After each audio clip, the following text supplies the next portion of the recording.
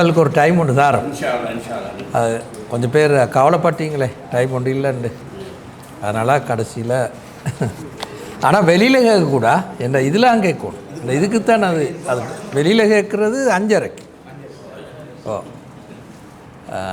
இந்த தலைப்புள்ளுக்கு வரணும் கேள்வி வெளியில் கேட்குறேன்னா இன்ஷால்லா வாரக்கிழமை 5:30 கேள்வி சரி. இப்போ நாங்கள் இங்கே பார்க்குற இந்த பகுதி ஈமானும் சோதனை சூரா அன்கபூத் 1-8 வரை. உங்களுக்கு ஞாபகம் போன கிழமையும் நாங்கள் இதே சூறா தான் ஞாபகமா போன முறையும் இதே சூறா தான். ஆனால் கடைசி பாது ஞாபகம் இல்லை போன முறை 2 கிழமைக்கு முந்தி இதே சூறாவில் கடைசி பாதியை பார்த்தோம். ஓ அதை பார்த்தோம். இன்றைக்கு ஆரம்ப பாதியை பார்க்கும். என்ற அவங்களுக்கு ஞாபகமிக்கும் அந்த சூறாவில் கடைசி வசனம் வல்லதீன ஜாஹது ஃபீனா லனஹதி அன்னஹும் சுபுலன கடைசி பாதி இன்னல்லாஹ் மால் முஹ்சினீன் என்று முடிஞ்சுது. எங்களுடைய விடயத்தில் யார் போராடுறா உள்ளத்தோடு போராடுகிறார்களோ அவர்களுக்கு நாம் எங்களுடைய வழிகளை காட்டுவோம் என்றதான் அந்த இதே சூறாவில் கடைசி வசனம். சரியா? அதே கருத்தை தான் இதுன்னு சொல்லுது. உண்மையில் அங்கே கடைசிக்கு முடிஞ்சதே அந்த வசனத்தில் கருத்தே தான் இந்த ஆயத்துன்னு சொல்லுது. அதாவது நாங்கள் இன்னொரு மாதிரி சொன்னால் இந்த சொல்லுக்கு ஜிஹாத் என்ற சொல்லுக்கு ஒரு அடிப்படையான ஒரு விளக்கத்தை சொல்லும். ஆயுத போராட்டம்னு பொதுவாக சொல்கிறது தானே, அது அல்லாமல் இந்த சொல்லுக்கு வேறொரு விளக்கத்தை இந்த ஆயத்தை சொல்லுது.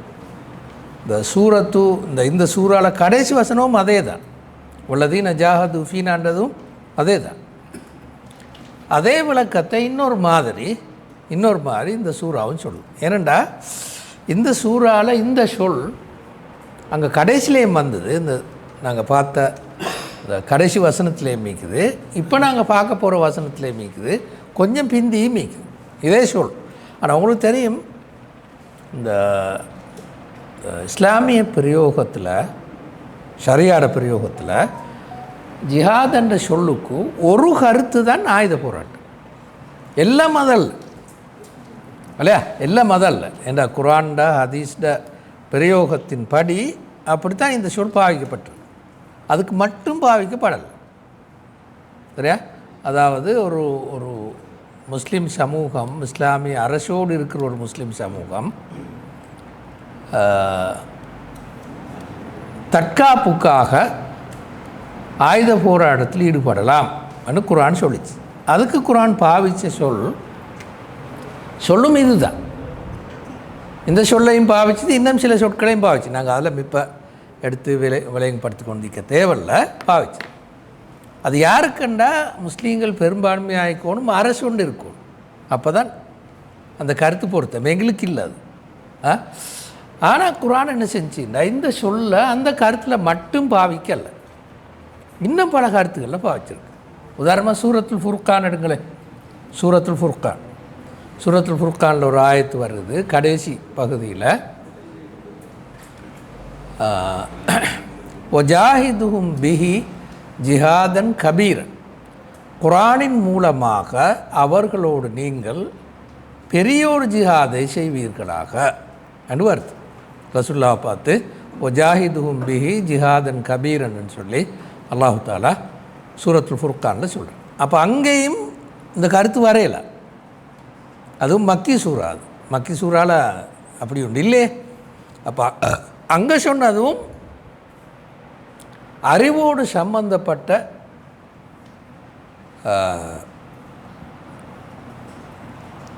போராட்டம்.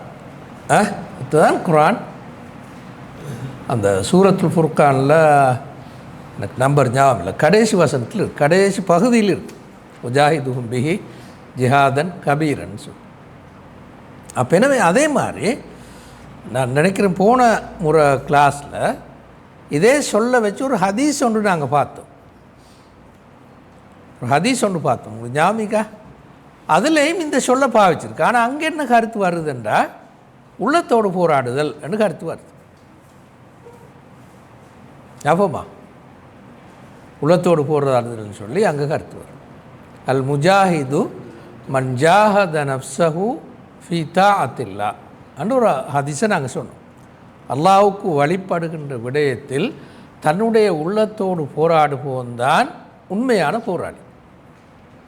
அது ஒரு ஆதாரபூர்வமான ஒரு ஹதீஸ் ஒன்று. அப்போ அங்கேயும் ரசூலுல்லாஹி ஸல்லல்லாஹு அலைஹி வஸல்லம் அங்கே இந்த சொல்லுக்கு அந்த கருத்து பாவிச்சிருக்கிறாங்க. சரியா? ஹைர். இந்த கருத்தை இந்த சூறாட முழு சூறாவும் இந்த கருத்து தான் சொல்லும். சரியா? அதில் ஆரம்பத்துண்டில் நாங்கள் பார்க்குறோம், கடைசியையும் போன முறை பார்த்தோம், அதுலேயும் அந்த கருத்து தான் இருக்குது, இடையிலையும் அந்த கருத்து தான் வருது. நாங்கள் பார்ப்போம் அதை பார்க்க மாட்டோம். நாங்கள் இந்த துண்டை மட்டும் பார்ப்போம், மற்ற பாதையில் எங்களுக்கு பார்க்குறதுக்கு டைம் இல்லை. சரி, இப்போ நாங்கள் முதலாவது இந்த சூறாட இந்த 8 வசனங்களையும் சும்மா மேலால் பார்ப்போம், பொருளை மட்டும். அலிஃப் லாம் மீம்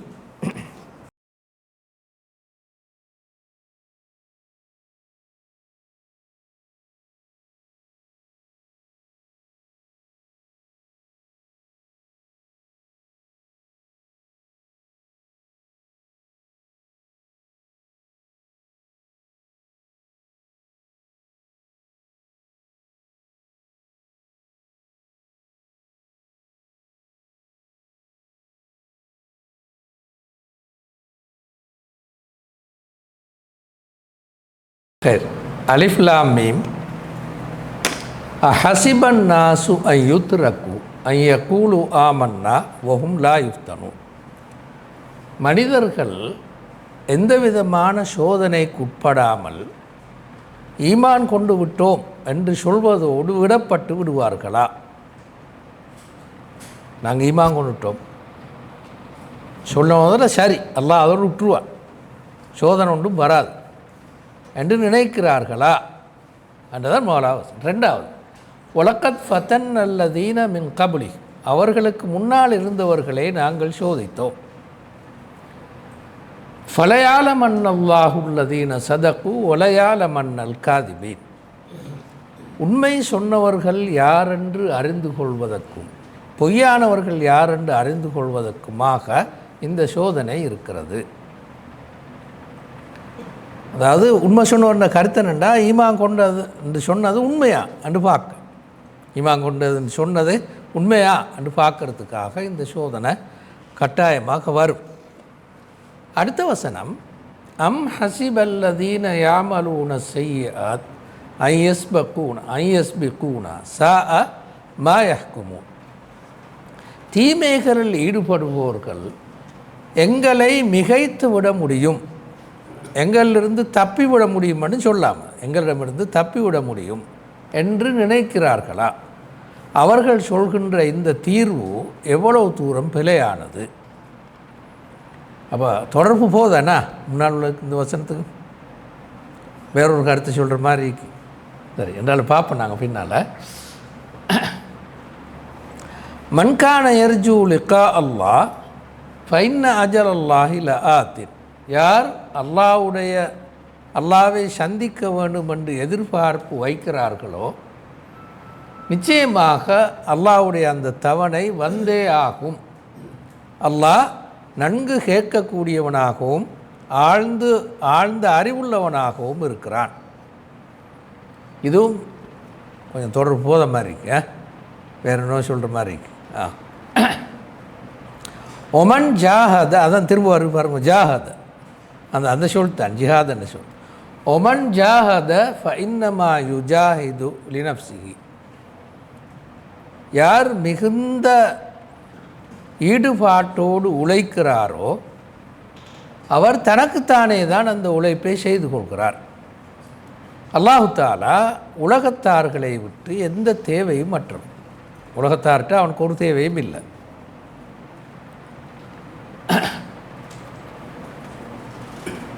வல்லதீன ஆமனு வாமெலு சாலிஹாத் லனுகஃபிர் அன்ஹும் செய்யாத்தியும் ஒலநஜிஸ் அன்னஹும் அஹ்சன் அல்லது கானு யாமலூன். ஈமான் கொண்டு நற்செயல்களில் ஈடுபட்டவர்களுடைய குற்றங்களுக்கு நாங்கள் பரிகாரம் காணுவோம், அவர்களுக்கு அவர்கள் செய்தவற்றில் காண மிகச்சிறந்த கூலியை நாம் கொடுப்போம். 8வது வசனம், வஸ்ஸைனல் இன்சான பிவாலிதைஹி, மனிதனுக்கு நாம் அவனுடைய பெற்றோர்களை பற்றி அவர்களோடு சிறந்த முறையில் நடந்து கொள்ளுமாறு உபதேசம் செய்தோம். அறவே தொடர்பில்லை, அப்படித்தானே? முன்னுக்கும் இதுக்கும் அறவே தொடர்பில்லை, அப்படி தான் விளங்குது பார்க்குறங்க. ஒயின் ஜாஹதாக்க, அனுபவம் பாருங்க, அந்த ஜாஹத் என்ற சொல் வருது, ஜிஹாத் என்ற அதே சொல். ஒயின் ஜாஹதாக்க லிதுஷ்ரிக பி மா லைஸ லக பிஹி இல்ம், உனக்கு அறிவில்லாத பகுதியில் அல்லாஹ்வுக்கு இணை வைக்குமாறு அவர்கள் உன்னை நிர்பந்தித்தால், நல்லா கஷ்டப்படுத்தினால், ஜாஹதண்டா அதுதான், நல்லா கஷ்டப்படுத்தினால், ஃபலா துத்திஅஹுமா, அவர்களுக்கு நீ கட்டுப்படாதே. இளைய மர்ஜிஉக்கும், என்னிடமே நீங்கள் திரும்பி வர வேண்டி இருக்கிறது. ஃபஉனப்பிஉக்கும் பிமா குந்தும் தஅமலூன், அப்போது நீங்கள் செய்து கொண்டிருந்தவற்றை உங்களுக்கு நாங்கள் அறிவிப்போம். சரிதான், இந்த சூரா அந்த வசனங்கள் தொடர்பில்லா மாதிரிலாம் மீக்குது, பார்த்த நேரம் உங்களுக்கு விளங்கிக்கும். ஆனால் உண்மையில் தொடர்பில்லாமல் இல்லை, நல்ல நெருங்கின தொடர்புள்ள ஆயத்துகள் எல்லாம். கொஞ்சம் கவனமாக நுணுக்கமாக பார்த்தா தான் அது விளங்கும். பொதுவாகவே குர்ஆன் அப்படித்தான், தொடர்பில்லா மாதிரி தெரியும், கொஞ்சம் கவனமாக பார்த்தா ஒரு அழகான ஒரு தொடர்பு உண்டு அதில் இருக்குமா. எப்படின்னு நாங்கள் பார்ப்போமே. முதலாவது நாங்கள் வருவோம், இந்த சூரா உங்களுக்கு தெரியும், இந்த மக்கி சூரா என்றால் ஹிஜ்ரத்துக்கு முந்தி இறங்கியிருந்தால் மக்கி சூரான்னு நாங்கள் சொல்லுவோம். எங்கிருந்து இறங்கியிருந்தாலும் சரி, ஹிஜ்ரத்துக்கு முந்தி இறங்கியிருந்தால் சரி, மக்காவுக்கு வெளியில் இறங்கியிருந்தாலும் சரி, ஹிஜ்ரத்துக்கு முந்தி இறங்கியிருந்தால் மக்கி சூரான்னு சொல்லுவோம். ஹிஜ்ரத்துக்கு பிந்தி இறங்கியிருந்தால் மதனி சூரான்னு சொல்லுவோம். எங்கே இருந்தாலும் சரி. இப்போ இந்த சூறாவும் மக்கி சூறான்றதான் உறுதியான கருத்து. சில அறிஞர்கள் இதில் வார சில சொற்பிரயோகங்களுக்கு இப்போ பார்த்தோம் நாங்கள், ஜிஹாத் இந்த மாதிரி சொற்பிரயோகங்கள், அதை வச்சு இது மதீனா சூறான்னு சொன்னாங்க. ஆனால் உண்மையில் இது மதீனா சூறா இல்லை, மக்கி சூறா தான். அதுக்கு சில சம்பவங்களும் காரணம், நாங்கள் அதை இன்ஷா அல்லாஹ் பின்னால் பார்ப்போம். ஆனால் மக்கால கடைசி கால பிரிவில் இறங்கின சூறா, மக்கால இறுதி 3 வருஷத்துக்குள்ளால் இறங்கின சூறா, கடைசி 3 வருஷத்துக்குள்ளால் இறங்கின சூறாக்களில் இதுவும் ஒன்று. சரி, இந்த தெளிவோடு நாங்கள் அடுத்த போயிடுவோமே. இப்போ நான் நினைக்கிறேன் உங்களுக்கும் தெரியும், அலிஃப் லாம் மீம் மாதிரி வார நிறைய சூறாக்கள், அதாவது 29 சூறாக்களில் இந்த மாதிரி தனி எழுத்துக்களோடு தொடங்கி குர்ஆனில் 29 சூறாக்கள், அதில் 2 சூறா மட்டும் மதீனா சூறா, பக்கராவும் ஆல இம்ரான். அந்த 2 சூறா மட்டும் மதீனா சூறா, அலிஃப் லாம் மீம் ஸ்டார்ட் பண்ண. மற்ற 27 சூறாவும் மக்கால் இறங்கின சூறா. அதிகமாக இந்த சூறாவில் இப்படி வந்தால், இந்த தனி எழுத்து வந்தால் குர்ஆனை பற்றி தான் என்னையாலும் மீக்கும், என்னையாலும் குர்ஆனை பற்றி சொல்லும். அப்படி தான் அதிகமான சூறாக்கள் இருக்குது. இப்போ யாசீன் வல் குர்ஆனில் ஹக்கீம் குர்ஆனை பற்றி தான் இருக்குது. அலிஃப் லாம் மீம் தாலிகல் கிதாப் குர்ஆனை பற்றி தான் இருக்குது. இப்படி இந்த சூறாக்கள் அதிகமானது 1-2 தவிர மற்ற எல்லா சூறாக்களுமே குர்ஆனை பற்றி தான் சொல்லும். அப்படி குர்ஆனை பற்றி நேரடியாக அடுத்த ஆயத்தில் வராத சூறா ஒன்று இது இப்போ நாங்கள் பார்க்குற அன்கபூத், 2வது ரூம், 3வது மரியம். இந்த 3 சூறாக்களில் மட்டும் இந்த மாதிரி தனி எழுத்து வந்தோடனே உடனே அங்கால குர்ஆனை பற்றி வரலை. ஆனால் அப்படி வராட்டியும் இந்த 3 சூறாக்கள்லேயுமே இப்போ நாங்கள் சொன்ன சூரத்து ரூம், சூரத்து மரியம், இந்த அன்கபூத், இந்த சூறாக்களில் கண்டிப்பாக கொஞ்சம் பின்னுக்காவது குர்ஆனை பற்றி ஒரு விளக்கம் ஒன்று இருக்கும். அது என்ன விளக்கமாக இருக்குமென்றா, அல்லாஹ் தான் குர்ஆனை இயற்றினான் இந்த கருத்தை சொல். உதாரணமாக இப்போ நாங்களுக்கு பார்க்க டைம் இல்லை, நீங்கள் பார்த்துக்கொடுங்க. 47 இந்த 52வது ஆயத்து வரை இந்த சூறாவில் பாருங்க, முழுக்க குர்ஆனை பற்றி இருக்கு. அது அல்லாஹ்விடமிருந்து நெருங்கினத்தை இந்த சூறாவும் விளக்கப்படுத்திருக்கு. சரி, அப்போ எனவே இந்த எழுத்து வந்தால் கண்டிப்பாக அந்த சூறா ஆரம்பத்தில் அல்ல கொஞ்சம் பிந்தியோ குரானை பற்றி சொல்லும். இது பொதுவாக இந்த தனி எழுத்து வந்த எல்லா சூறாக்களையும் அவதானிக்கப்பட்டு உண்மை. எனவே பழைய தப்சீர் ஆசிரியர்களும் சரி, உதாரணமாக இப்னு கசீர், திரும்ப இமாம் ஜமக்ஷரி, கஷாஃப் எழுதின இமாம் ஜமக்ஷரி, இப்படியான பல தப்சீர் ஆசிரியர் பழைய காலத்துலேயும் பழைய இமாம்களும் நவீன காலத்தில் நிறைய பேரும் இந்த எழுத்து ஒரு குறியீட்டு முறை, குறியீட்டு வழங்குது, அதாவது தூரத்துலேருந்து காட்டுறது, நேரடியாக சொல்லாமல் சொல்கிறது, குறியீட்டு முறையில் குரானை போல ஒன்று உங்களுக்கு இயற்ற இயலாது என்று சொல்லும். அதான் இந்த மாதிரி எழுத்துக்களில் கருத்து.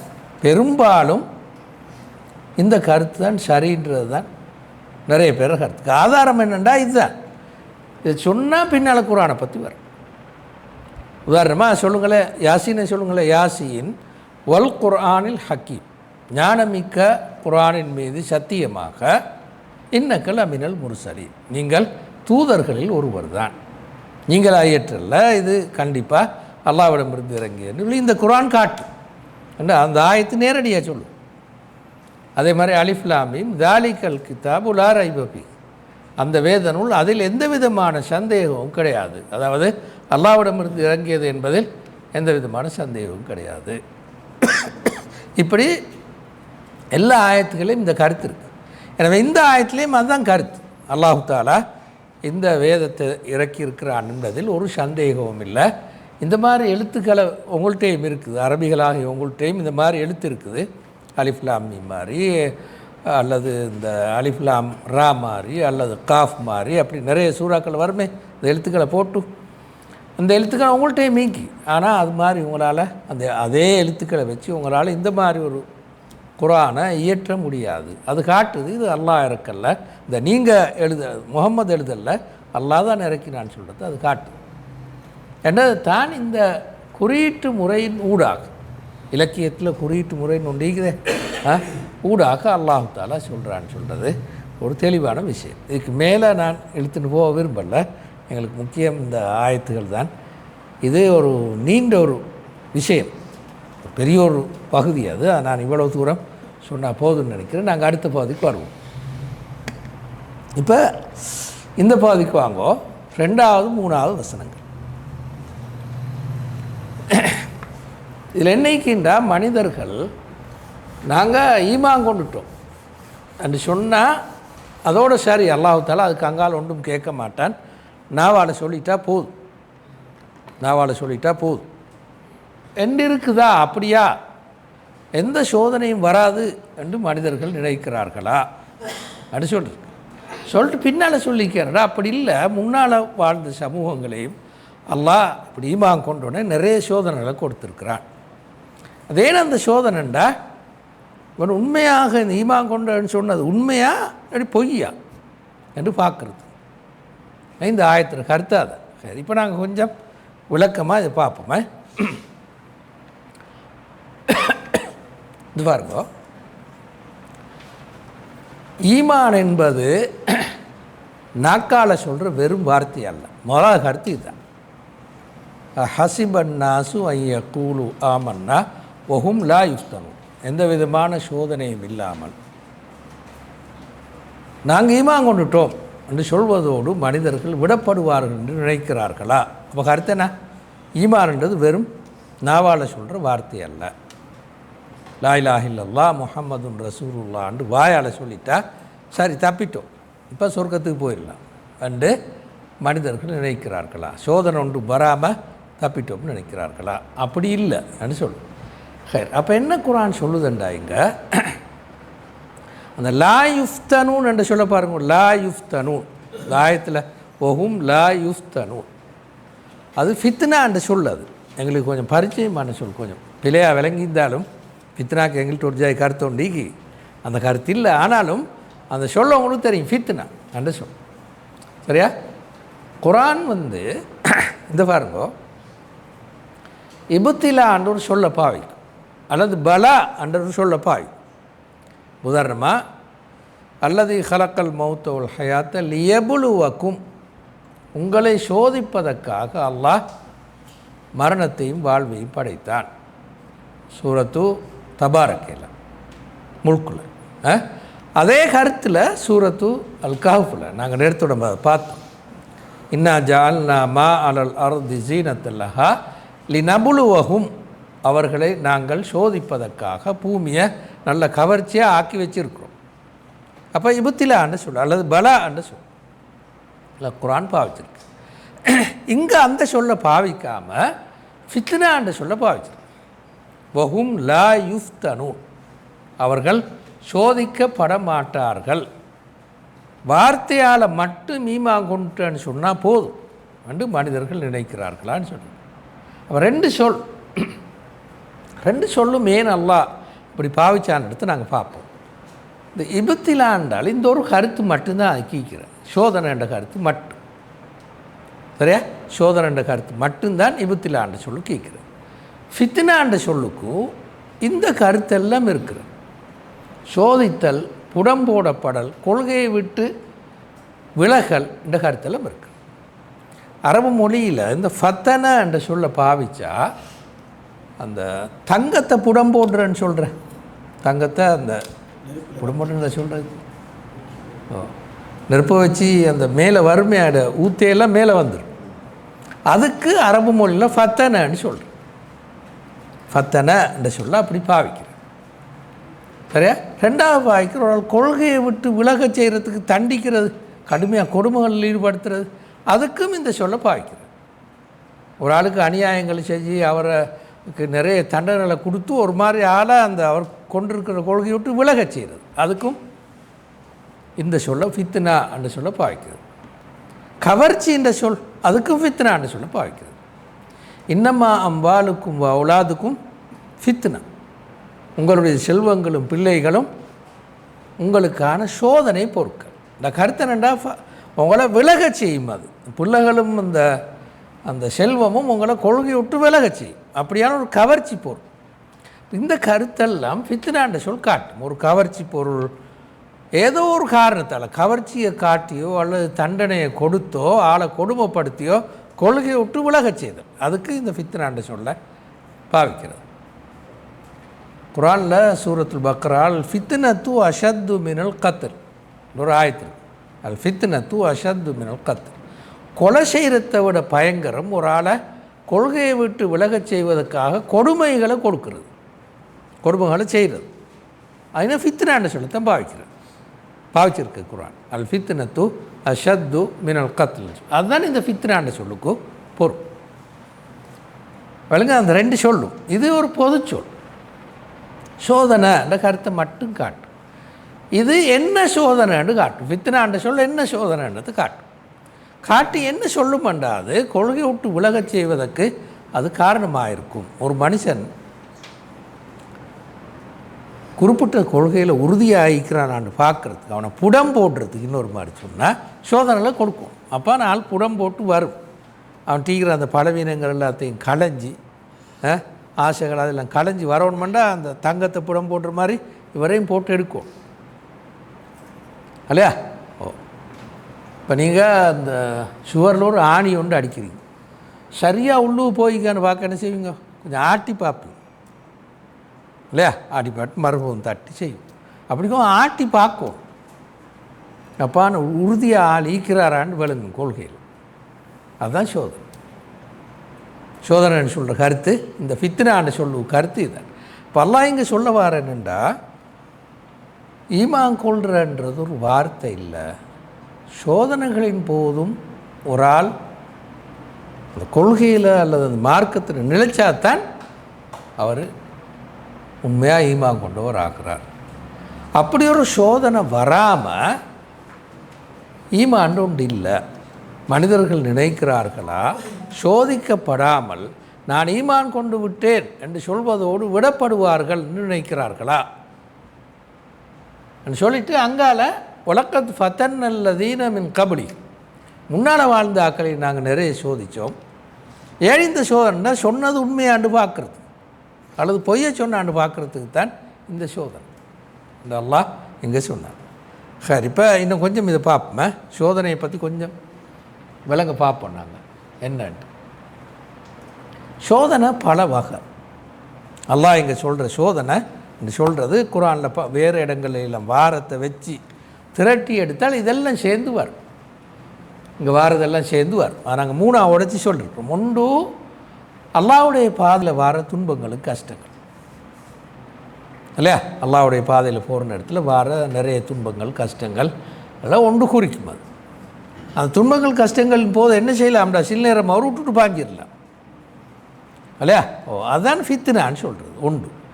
2, குடும்பத்தால் சோதனைக்கு உட்படுதல். அப்படின்னா விளங்குதா என்ன? குடும்பத்தால் சோதனைக்கு உட்படுதல் என்னது? புள்ளகள் வைஃப் எல்லாம் பார்க்குற நேரத்தில் அல்லாஹ்வுடைய பாதையில் பிறகு வேலை செய்யும். பொருளாதார ரீதியாக பலமானத்துக்கு பிறகு வேலை செய்யும். அண்டு குடும்பம் சொல்லாமல் சொல்லும் இல்லையா? சொல்லாமல் சொல்லும். வைஃபும் பிள்ளைகளும் சொல்லாமல் சொல்லுவாங்க. கொஞ்சம் நல்லா எங்களை பொருளாதார ரீதியாக பலப்படுத்திட்டு அல்லாஹ்வுடைய பாதையில் புறவு பார்ப்போம். புறவு பார்க்குறதுக்கு ஆள் வயசு அதோட நீ அவ்வளோதான், எல்லாம் முடிச்சு. அப்படி தானே பிள்ளைகளை அந்த பொருளாதார ரீதியாக ஒரு ஆள் பலமாகிறதுக்கு எப்படியுமே ஒரு நல்ல ஒரு காலம் ஒன்று போகும். அப்போ இது ஒரு சோதனை. பிள்ளைகளும் குடும்பம், இன்னொரு மாதிரி சொன்னால் குடும்பம் ஒரு கடுமையான சோதனை. உண்மையில் ஒரு மனிதனும் அல்லாஹ்வுடைய பாதையில் நிலைத்து நிற்பதற்கு அது ஒரு பெரிய ஒரு சோதனை. எங்களை மாதிரி சமூகங்களுக்கு அது உண்மையிலே அடிப்படை சோதனை. எங்களை மாதிரி சமூகங்களுக்கு அப்படின்னா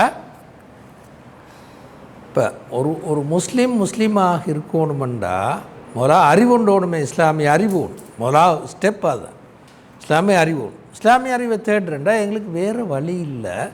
புத்தகங்களை வாசிக்கிறது, இந்த ஸ்பீச்சுகளை கேட்குறது, இதில் தவிர வேறு வழி இல்லை. ஏன்னா எங்களுக்கு ஸ்கூலில் கிரேட் 1 இருந்து O-level வரையும் ஒரு சின்ன சிலபஸ் ஒன்று இருக்குது, இஸ்லாம் சிலபஸ்.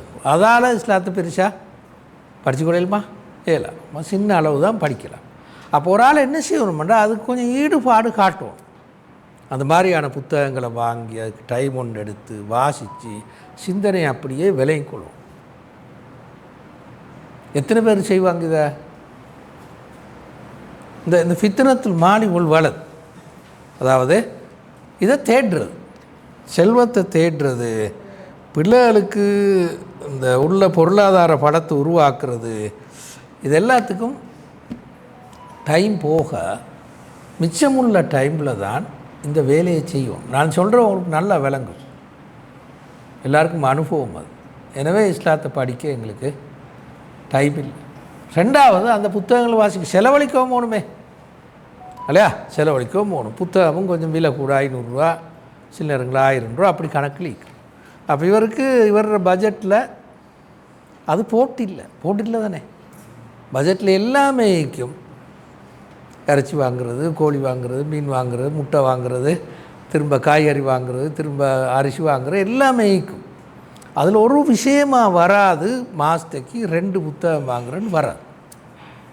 மாதத்துக்கு 2 புத்தகம் வாங்கினா ஒரு 2000 ரூபா, சில நேரங்கள் ஒரு 5000 ரூபா, சில நேரங்கள் 1000 ரூபா போயிடும். அப்போ அதுக்கு ஒதுக்கலை இவர். மேலதிகமாக மிஞ்சினா யோசிக்கலாம், அதுவும் யோசிக்கலாம் தான், வாங்குறதில்ல. மேலதிகமாக மிஞ்சினா யோசிக்கலாம் தான் இருக்கும். நிறைய பேர் வாழ்க்கை அமைப்பு இதுதான். அப்போ அந்த பணமும் இந்த டைம் எடுக்கிறதும் ஒரு பெரிய ஒரு சோதனை. இது முதல். 2வது என்னது? வணக்க வழிபாடுகளில் ஈடுபட்டு தன் ஆன்மீக ரீதியாக வளர்த்து கொள்ளணும். இது 2வது. இதுவும் இந்த 2 சோதனையாலையும், செல்வத்திரையும் பிள்ளைகளையும் சோதனையாலையும் இது மேலே. இது எப்போ இந்த யோசனை வாரண்டா, காட்டுக்கு கிட்ட மௌத்தாக கிட்ட 50 வயசு பிந்தினா வணக்க வழிபாடுகள் இயல்பாக ஒரு ஈடுபாடுன்னு வந்த பயத்தில் சாகணுமெண்டு. ஆனால் உடம்பு ஒத்துழைக்காது. அது நேற்று இல்லையா? வயசு போயிட்டோன்னே உடம்பு வருத்தங்கள் கூட்டுறதானே, ஒன்றா உடம்பு ஒத்துழைக்காது. ஆளினி அது பிறகு தன்னை அப்படி வளர்த்து கொள்கிறன்றது சரியான கஷ்டம். இதை நான் சொல்ல வரேன்டா, இதுக்கெல்லாம் மெயின் காரணம் சுற்றி இருக்கிற பிள்ளைகளும் காசி பணம் சம்பாதித்தல் என்ற வேலையும் புள்ளைகளை வளர்க்குற என்ற வேலையும் சேர்ந்து இது எங்களுக்கு பெரிய ஒரு சோதனையாக மாறும். இதோடு திரும்ப மூணாவது, அதான் ஆகவே பெருசு, ஆகவே கடுமையானது கடைசி மூணாவது மனோ இச்சை உலக தேட்டங்கள். மனோ இச்சை ரெண்டு வகை. ஒன்று வெறுமனே சாப்பாடு, உடம்புக்குற ஏனைய தேவைகள், அது ஒன்று. ரெண்டாவது இன்னொன்று இருக்குது, உலகத்தில் செல்வாக்கு, அதிகாரம், அந்தஸ்து, இதுகள் இன்னொரு பாது. அப்போ உலகத்தில் செல்வாக்கு பெறவும், அதிகாரம் பெறவும், அந்தஸ்தை பெறுவதற்கும் மனிதர்கள் கடுமையாக உழைப்பாங்க இல்லையா, அதை தேடி திரிவாங்க. அப்போ எனவே அந்த நேரத்துக்கு என்ன செய்யும் என்றால், அந்த ஒழுங்குல போகிற நேரத்தில் அவருக்கு தன்னை கண்டிப்பாக இஸ்லாமிய ரீதியாக நிலைப்படுத்தி கொள்வது சரியான கஷ்டம். இதுதான் நல்லா. அதில் நிறைய பேர் தோல்வி தான். நானும் நீங்களும் பல தோல்விகளில் விழுந்திக்கிறோம். அப்போ அந்த வசனம் இருக்குதானே, ஹசிபன் நாசு ஐயக்கூலு ஆமன்னா யுத்ரக்கு ஐயக்கூலு ஆமன்னா ஒஹும் லா யுஃப்தனூன். இந்த சோதனை எல்லாருக்கும் உள்ளது. அதாவது அல்லாஹு தாலா உலகத்தை படைச்சி மனிதர்களை படைச்சி இந்த சோதனைக்குள்ளாலாம் போட்டிக்கிறான். அவனோட ஈமானோட அல்லாஹ்வுடைய கட்டளைகளை ஏற்று வாழ்கிறானண்டா இந்த பெரிய ஒரு சோதனைக்குள்ளாலாம் போட்டிருக்கிறான். ஆனால் மனிதர்கள் பலருக்கு ஈமான்ன்றது ஒரு நாவாட சொல்கிற வார்த்தை மாதிரி விளங்கிட்டிருக்கிறான். அப்படி சொல்லிட்டா தப்பு இல்லாமல் சொல்லி விளங்கிட்டு இருக்கிறான். இந்த சோதனையிலெல்லாம் வெல்லோணும் நான் எப்படி வெல்றேன்னு திட்டமிட்டு கவனமாக போகலை. அதுதான் இந்த ஆயத்து எங்களுக்கு சொல்லு. அது அடுத்தது உண்டு எப்படி இருக்குது என்றால், ஃபலயாலமல்லாஹுல்லதீன சதக்கு ஒலையாலமன்னல் காதிபீன். அல்லாஹ் உண்மை பேசினது யார், நான் ஈமான் கொண்டேன்னு சொன்ன விஷயத்தில் உண்மை பேசினது யார், பொய் சொன்னவன் யார் என்று விளங்கிக் கொள்வதற்காகத்தான் இதை செஞ்சிருக்கு. அல்லாஹ் அறிந்து கொள்வதற்காக சொல்ல பாவிச்சிருக்கு. அல்லாஹ் அறிந்து கொள்வதற்காகன்னு பாவிச்சிருக்கு. சரியா? இப்போ நீங்கள் அதில் அந்த ரெண்டு சொல்லையும் பாருங்களேன். ஃபலயாலமல்லாஹுல்லதீன சதக்கு, உண்மை சொன்னவர்கள் யார் என்று அல்லாஹ் அறிந்து கொள்வதற்காக. உண்மை சொன்ன கருத்து என்ன, அந்த ஈமான் கொண்டான்னு சொன்னதானே முன்னால். இந்த ஈமான் கொண்டான்னு சொன்னதில் உண்மையாக ஈமான் கொண்டான்னு சொன்னது யார், அதை எப்படி விளங்குற? உண்மையாக ஈமான் கொண்டான்னு சொல்கிறத எப்படி விளங்குற? செயலால் தான் விளங்கும் இல்லையா? இந்த மாதிரி சோதனைகளுக்கு உட்பட்டு அப்படியான சோதனைகள் இருந்தும் அவர் அல்லாஹ்வுடைய கட்டளைக்கு ஏற்ப வாழ்ந்தாரா என்றதுதான் சோதனை. இந்த அறிஞ்சு கொள்வது, வாயால் அறிஞ்சு கொள்ளையில் ஒரு நாள் செயல்கள் அந்த சொல்லுக்கு ஏற்ப இருக்கிறதுவா என்றதுதான் சதக்கு என்ற கருத்து. காதிபீன் என்றா அதுக்கு மாற்றமாக வாழ்கிறது. வாயால் சொன்ன நான் லா இலாஹ இல்லல்லாஹ் முஹம்மதுன் ரசூலுல்லாஹ், நான் அல்லாஹ்வை நம்பி இருக்கிறேன், மறுமலான நம்பிக்கிறேன், அல்லாஹ் சொன்னால் அதுக்கு மேலே இந்த வாழ்க்கையில் வேறு கருத்துக்கு இடமே இல்லைன்னு தான் வாயால். ஆனால் அவர் வாழ்க்கை அமைப்பு எப்படின்னா நேரே மறுபக்கம் தான் வாழ்வார். இந்த சோதனையெல்லாம் தோற்று, மனோ இச்சையையும் தோற்று, உலகத்தேட்டங்களுக்கு முன்னாலேயும் தோற்று, குடும்ப வாழ்க்கையிலையும் தோற்றுன்னு நான் சொல்ல வரேன். அந்த அல்லாஹ்வுடைய பாதையில் வாழாமல் போயிட்டார். அப்போ காதிபீன்ன்ற கருத்தாக விளங்குதா? அதுதான் கருத்து ஹைர். அப்போ ஆனால் அந்த வசனம் எப்படி பாய்ச்சிருக்குன்னா, அல்லாஹ் அறிந்து கொள்வதற்காகன்னு பாய்ச்சிருக்கு. அல்லாஹுக்கு தெரியும் தானே, என்ற செயலை பார்த்தா அல்லாஹ் விளங்கணும். படைச்ச நேரமே அல்லாஹுக்கு தெரியும் எப்படி வாழுவான்னு சொல்லி. அல்லாஹ் ஏன் அந்த அல்லாஹ் அறிந்து கொள்வதற்காகன்னு பாவிச்சான் என்றா இந்த 3 காரணம். ஒன்று, பகிரங்கமாக மனிதன் செய்வதைத்தான் அல்லாஹ் விசாரிக்கிறான். அல்லாஹ் உள்ளத்தில் ஈகிறத்தை வச்சு விசாரிக்கிறதில்ல. உள்ளத்தில் கொஞ்சம் அங்கிஞ்சிக்கு மோசமான எல்லாம் எண்ணமெல்லாம் வரும், அது செயலாக மாறினா தான் அல்லாஹ் விசாரிப்பான். விளங்குதானே? உலகத்தில் செயலாக மாறினா தான் அல்லாஹ் விசாரிப்பான். அந்த கருத்தை தான் அல்லாஹ் அறிந்து கொள்வதற்காக சொன்னால் அதுதான். அல்லாஹ் ஈமான் கொண்டு வச்சு உலகத்தில் நிறைய சோதனைகளை கொடுத்து இப்போவன் எப்படி நடந்து கொள்கிறான் அதை வச்சு தான் அல்லாஹ் மனுஷனை தண்டிப்பான், அல்லது இந்த பரிசுகள் கொடுப்பான், வெகுமதி கொடுப்பான், கூலி கொடுப்பான். நல்ல கூலியை கொடுப்பான். இப்போ அது ஏனென்றா அதனிருந்து நாங்கள் என்ன விலகி கொள்வோம்ன்றா, ஒன்று அது அல்லாஹ்வுடைய அருள். மனசுக்கு வாரத்தையெல்லாம் தண்டித்தா யாருமே தப்பையெல்லாம் போயிடும். வந்துட்டு போகும் மனசு இல்லையா, பெருமை வந்துட்டு போகும், பொறாமை வந்துட்டு போகும், ஒரு குரோத உணர்வு ஒன்று வந்துட்டு போகும், இப்படியெல்லாம் கொஞ்சம் கொஞ்சம் வந்துட்டு போகும். அது உள்ளத்தில் நிலைச்சால் அல்லது செயலாக்கினா தான் அல்லாஹ் தண்டிப்பான், இல்லாட்டி தண்டிக்க மாட்டேன். அப்போ அல்லாஹ்வுடைய அருள் முதலாகும். 2, அது அல்லாஹ்வுடைய நீதி. இந்த உள்ளத்துக்கெல்லாம் மனுஷனை தண்டித்தா அல்லாஹ் மனுஷன் உள்ளத்தை படைச்சிக்கிற அந்த மன உச்சைக்கு கொஞ்சம் இழுபட்டு போகிற மாதிரி தான். அப்போ தண்டித்தா அவ்வளோ நல்லமில்லை. அல்லாஹ்வுடைய நீதி அது காட்டும். நீ உன்னோட மனசில் வாரத்துக்கெல்லாம் நான் தண்டிக்கலை, நீ அதை உறுதியாக நினச்சி செயல்லையும் கொண்டு வந்தால் தான் நான் தண்டிப்பேன்னு சொன்னது உண்மையில் அல்லாஹ்வுடைய நீதியை காட்டும். கடைசிக்கு என்ன காட்டுமெண்டா, முக்கியமாக எல்லாத்தையும் விட முக்கியமாக இது ஒரு பயிற்றுவித்தல். மனுஷனை அந்த சோதனைக்கு உட்படுத்தினாத்தான் புடம்போடப்படுவான். நல்ல அழகாக பயிற்றுவிக்கப்பட்டு நல்லா வருவான். அப்போ தான் சோதனைக்கு உட்பட்டால் அப்படி வருவான். ஒரு சோதனையும் இல்லாமட்டால் உடம்பால் அவன் கஷ்டப்பட்டு, மனசால் கஷ்டப்பட்டு, அறிவால் கஷ்டப்பட்டால் தான் அவனும் நல்ல மனுஷனாக தரமான ஆளாக மாறும். அதை தரப்படுத்தணும் என்றால் இந்த பயிற்சியாக முக்கியம். எனவே அந்த வகையில் தான் அல்லாஹு தஆலா மனிதர்களை இந்த ஒழுங்கில் படைச்சிருக்கிறார். இந்த ஒழுங்கில் படைச்சி வைக்க காரணம் அல்லாஹு தஆலா அதுதான். எனவே இந்த ஃபலயாலமன் அல்லாஹுல்லதீன ஆமனு சதகு ஒலையாலமன்னல் காதிபீன். அல்லாஹ் வெளிப்படையில் மனிதர்கள் செயற்படுவதை பார்ப்பதற்காக தான் இந்த சோதனையை வச்சிருக்கிறார். அது இந்த அருளாகவும் நீதியாகவும் பயிற்றுவித்தலாகவும் அமைகிறது என்று நாங்கள் விலகிக் கொள்கிறோம். சரி, இப்போ நாங்கள் அடுத்த வசனத்துக்கு வருவோம். டைமை மிச்சம் எடுக்க முடிச்சிருவோமோனுமே.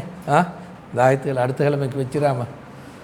ஹைர், இப்போ இன்னொரு வசனம் வருது, தொடர்பில்லாத மாதிரி விளங்கினாலும் இது உண்மையில் நெருங்கின தொடர்பு உள்ளது.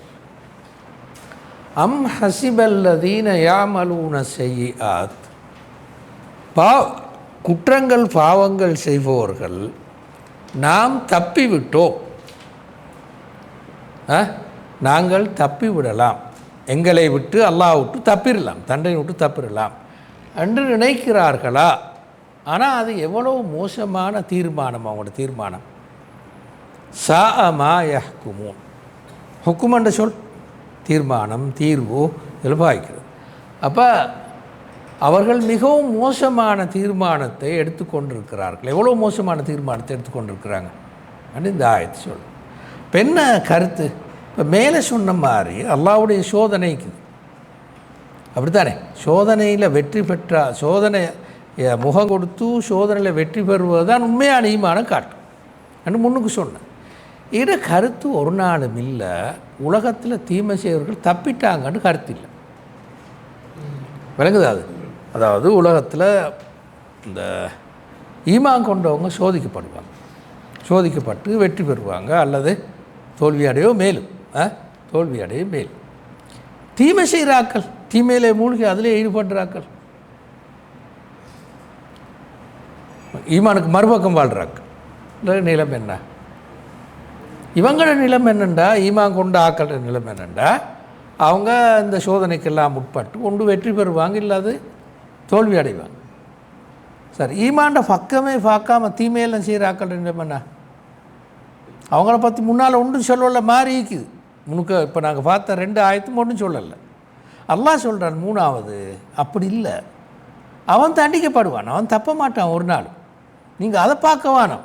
அல்லாஹ் என்ன சொல்ல வாரண்டா, இப்படி பார்க்குறது தானே, நான் அல்லாஹ்வுக்காக வேண்டி வாழ்கிறேன், நிறைய நன்மைகள் செய்கிறேன், எல்லாமே செய்கிறேன், எத்தனையோ சோதனைகளுக்கு உட்படுறேன், ஒன்றும் கிடைக்குது இல்லையே. ஆனால் மறுபக்கம் அந்த ஈமானை பற்றியே யோசிக்காமல் நம்பிக்கையும் கொள்ளாமல் உள்ள தீமையெல்லாம் செஞ்சு வாழ்கிறான் ஒருத்தர். பார்க்குறோமே நிறைய, அவனுக்கு ஒன்றும் இல்லை, அவனுக்கு ஒன்றும் இல்லை, அவன் நல்லா தங்கிக்கிறான் வெளியில். நாங்கள் பார்க்குற அப்படி தான் எங்களுக்கு விளங்கும். அப்போ யா அல்லாஹ் இது என்ன இது கேட்டால் அல்லாஹ் சொல்கிறான், நீங்கள் கவலைப்படவான், அவன் தப்பின்றான்னு கருத்து இல்லை, அவன் மாட்டிக்குவான். சரியா? அந்த கருத்து தான் இங்கே சொன்னான். அந்த மேலே சொன்ன ஆயத்தால் ஒரு பிழையான மனப்பதிவு வரக்கூடாது என்பதற்கு அல்லாஹ் சொல்றான். அது ஒரு பிழையான முடிவு தான். அது அவன் தப்பிட்டான்னு நினைக்கிறது. அவன் நினச்சாலும் பிழை, வெளியில் இருக்கிற நாங்கள் நினச்சாலும் பிழை. தீமைகளுக்கு காரணமாக உலகத்தில் பெரிய ஒரு குரூப் ஒன்றைக்கு இன்றைக்கும் அன்றைக்கும் எப்போ இப்போ அவனை பார்க்குறான், அவன் நல்லா மாற மாதிரி தான் இருக்குது. அவனுக்கு ஒன்றும் இல்லை. அவனோட பூமியில் நிலநடுக்கவும் இல்லை, அவனுக்கு புயலும் இல்லை, அவனுக்கு ஒன்றும் இல்லை. பார்த்துக்கு பெரிய செல்வத்தோட உலகத்தில் அதிகாரம் மிக்கவனாக வாழ்கிறான், தனிநபரோ அல்லது நாடுகளோ. அவனுக்கு ஒன்றும் இல்லை மாதிரி தான் எங்களுக்கு விளங்குது. அல்லாஹ் சொல்கிறான், அப்படி நீங்கள் நினைக்க வேணாம். அவன் ஒரு நாளும் தப்ப மாட்டான் என்றதை நீங்கள் கவனத்தில் கொள்ளுங்கோ. அவனை பார்த்து நீங்கள் யோசிச்சிட வேணாம், நானும் அப்படி வாழ்ந்துருப்போம், சும்மா போய்க்கு என்ன சோதனை இது, நாம் அப்படி வாழ்ந்துருப்போம் என்று நீங்கள் நினைக்க வேணாம் என்றது தான் இந்த ஆயத்து சொல்ல வர கருத்து. சரி, இப்போ நாங்கள் அடுத்ததுக்கு வந்தோம்.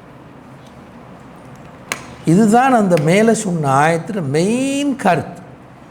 மன்கான எர்ஜூ லிகா அல்லாஹ் ஃபஇன்ன அஜல் அல்லாஹி லஆத்தின் வஹுவ ஸமீஉல் அலீம். அதாவது அல்லாஹ் இதைத்தான் நீங்கள் சொல்கிற. இப்போ உலகத்தில் வாழும்போதோ சோதனைகளுக்கு உட்படும் போதோ கண்டது ஒன்றுமில்லை மாதிரி இருக்கும். உலகத்தில் ஒன்றும் காணாத மாதிரி இருக்கும் சில நேரம். விளங்குதா அது? இப்போ யாக்கூப் அலைஹிஸ்ஸலாத்தை எடுத்துக்கொள்ளுங்களேன்.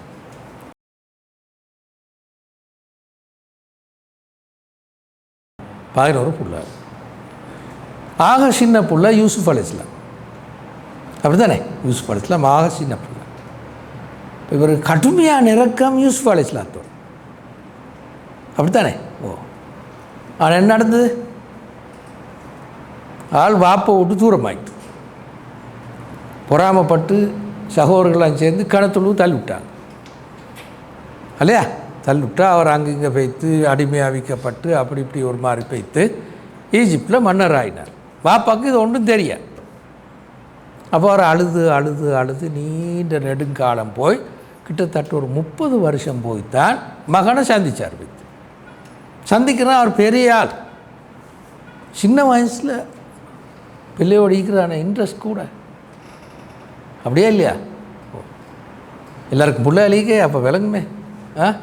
ஆனால் யாக்கூப் அலைஹிஸ்ஸலாத்துக்கு பிள்ளையோட வாழை கடிச்ச ஒரு சின்ன ஒரு காலம் அதோடு பெய்த்து கடைசியில் 30 வருஷத்துக்கு பிறகு சந்தித்தார். அப்போ அவ்வளோ காலம் அவருக்கு ஒரு கடுமையான சோதனை. இனி மற்ற நபிமார்கள் உங்களுக்கு சொல்ல தேவையில்லை. அப்படி நிறைய நபிமார்கள் உலகத்தில் ஒன்றும் காணாமல் போயிட்டாங்க. இப்போ மூசா அலைஹிஸ்ஸலாம் பிறந்திலிருந்து கடைசி வரையுமே சீரழிஞ்சு சிக்கலாகி ஃபிரௌனோட போராடி கடைசிக்கு ஓடி ஃபிரௌன் விட்டு ஓடி சினாய் பாலைவனத்துக்கு போய் தண்ட சமூகத்தோடைய குழம்பி கடைசிக்கு ஒன்றையும் உலகத்தில் காணாமல், நான் சொல்கிறேன் உலகத்தில் காணாமல் வழியில் மூத்தா இடையில மூத்தா போனாங்க. நான் அந்த வரலாற்றை நீங்கள் பார்த்தீங்கன்னா இடையில மூத்தா போனேன். இப்படி இது நபிமார்கள். பின்னால் வந்த பலரை எடுத்துக்கொண்டாலும் அதே மாதிரி. இப்போ உங்களுக்கு தெரியுமாங்க சௌரத்துல் ஃபுக்கான்னு சொல்லி ஹஜ்ஜாஜ் இப்னு யூசுஃபோட பல இமாம்கள் சேர்ந்து போராடினாங்க. அதில் ஒரு ஆள் சயீத் இப்னு ஜுபைர் இப்னு அப்பாஸ் ரலியல்லாஹு அன்ஹுவோட மாணவர். போராடி தோற்று போனாங்க. தோற்று போய் சயீத் இப்னு ஜுபைரை கொண்டாந்து நிப்பாட்டியாச்சு, பிடிச்சிட்டு வந்து நிப்பாட்டியாச்சு. அப்போ அவர்கிட்ட கேட்டார் ஒரு ஆள், நீங்கள் சத்தியத்திலேருந்து பாருங்களேன், அவர் தானே வேண்டிட்டார், இப்போ நீங்கள் சத்தியத்தில் இருக்கிறாங்களா அல்லாட்டி அவங்க சத்தியத்தில் இருக்கிறாங்களா? அவர் சொன்னார் எப்படின்னா, ஹஜ்ஜாஜ் இப்னு யூசுஃபோட நெத்தியில் சூரியன் உதிச்சாலும் நாங்கள் சத்தியத்தில் இருக்கிறோம், அவன் அசத்தியத்தில் இருக்கிறான்டா என்ற நிலைப்பாண்டு.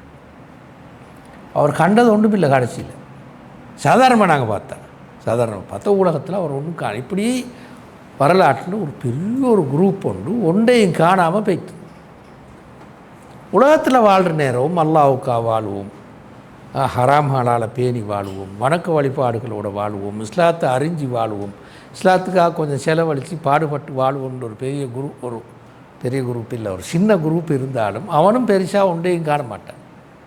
அதிகாரமும் இல்லை, இந்த காசியும் இல்லை என்று வாழ்ந்துட்டு போவான்.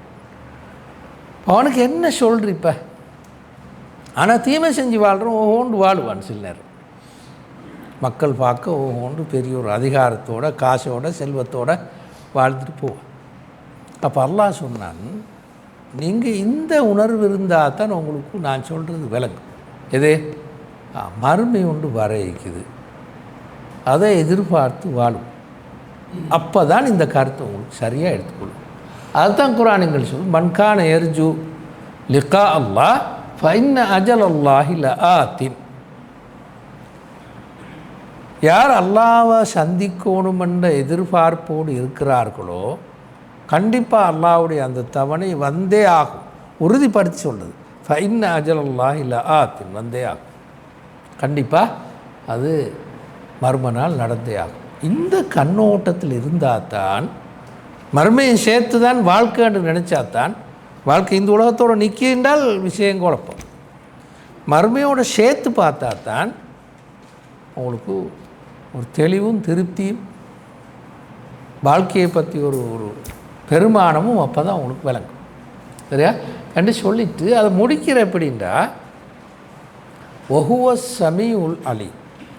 சாதாரணமாக உலகத்தை பார்த்தா, சாதாரணமாக உலகத்தை நாங்கள் பார்த்தோம்னா அல்லாஹ் ஒன்றையும் கவனிக்காத மாதிரி இருக்குது.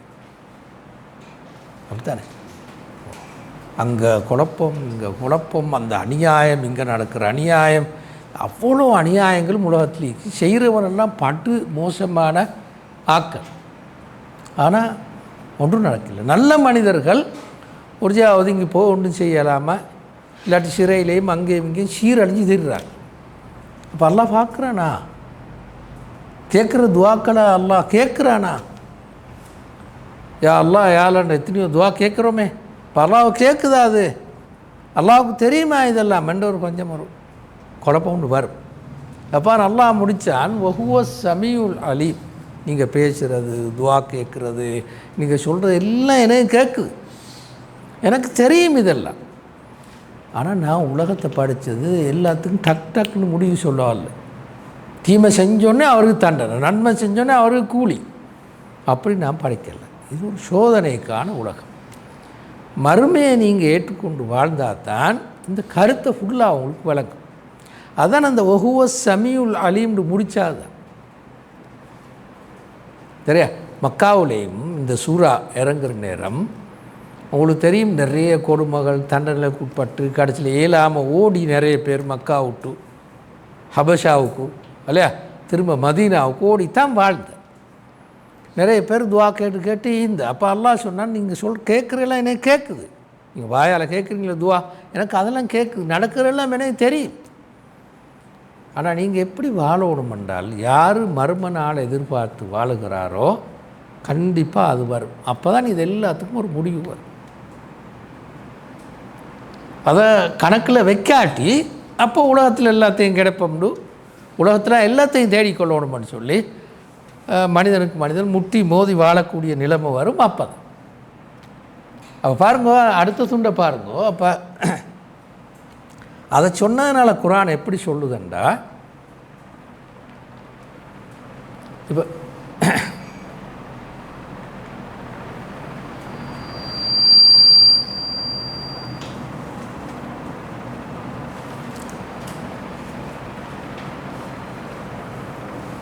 இப்போல்லாம் அடுத்த அதை சொல்கிறேன் என்னென்னா, எனவே மேலே சொன்ன இந்த கருத்தின்படி அவராறு ஈமானுக்காக நல்ல மனுஷனாக வாழ்வதற்காக உழைத்து அது அவனுக்கு தான், எனக்கு ஒன்றும் இல்லை.